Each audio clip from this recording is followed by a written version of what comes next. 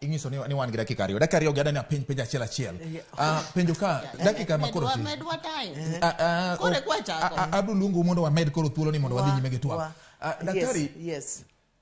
Beti wacho ni owinjo bed ni nitiere tiyo moro kanyakla. Ma bende mane gima chik wacho ni sirikande ariyo gin interdependent. Nyiso ni moro geno kuom nyawadgi. Nitie kun magirome magitudore. Yes.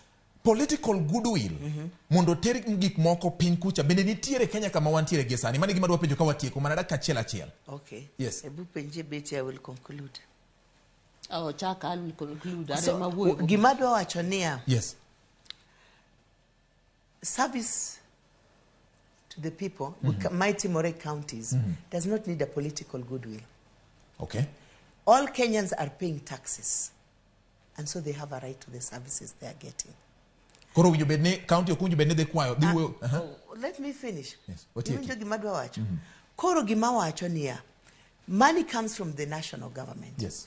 The national government is not engaged in politics. It's public service.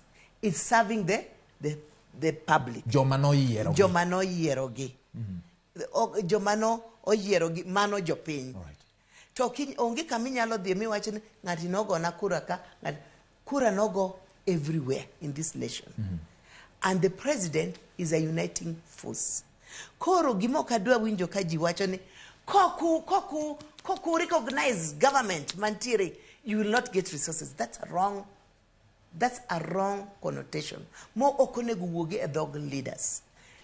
Kenyans deserve services. They pay taxes, katasani taxes or the malo, and the devolved government and the national government need to know what resources are needed in the counties and give them without any partiality or neutral. People should be neutral. All right.